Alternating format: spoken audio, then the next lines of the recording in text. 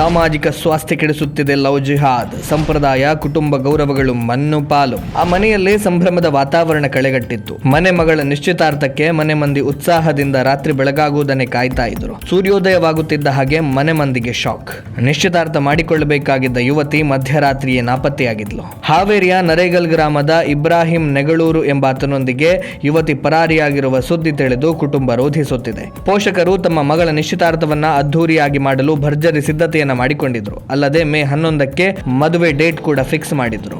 ಆದರೆ ಹಸೆಮಣೆ ಏರಬೇಕಾಗಿದ್ದ ಯುವತಿ ರಾತ್ರೋರಾತ್ರಿ ಪರಾರಿಯಾಗಿ ಮನೆ ಮಂದಿಗೆ ಶಾಕ್ ಕೊಟ್ಟಿದ್ದಾಳೆ. ನಿಶ್ಚಿತಾರ್ಥದ ಹುಡುಗನ ಜೊತೆ ರಾತ್ರಿ ಫೋನ್ ನಲ್ಲಿ ಮಾತನಾಡಿದ್ದ ಯುವತಿ ಬೆಳಗ್ಗೆ ಆಗುವಷ್ಟರಲ್ಲಿ ನಾಪತ್ತೆಯಾಗಿದ್ದಾಳೆ. ಮನೆ ಹಿಂದಿನ ಬಾಗಿಲಿನಿಂದ ಬಂದ ಇಬ್ರಾಹಿಂ ಆಕೆಯನ್ನ ಕರೆದೊಯ್ದ ಆರೋಪ ಕೇಳಿ ಬಂದಿದ್ದು, ಇದು ಲವ್ ಜಿಹಾದ್ ಪ್ರಕರಣವಾಗಿದ್ದು ನಮ್ಮ ಮಗಳನ್ನ ಹುಡುಕಿಕೊಡಿ ಎಂದು ಪೊಲೀಸ್ ಠಾಣೆ ಮುಂದೆ ತಾಯಿ ಕಣ್ಣೀರು ಹಾಕುತ್ತಿದ್ದಾರೆ.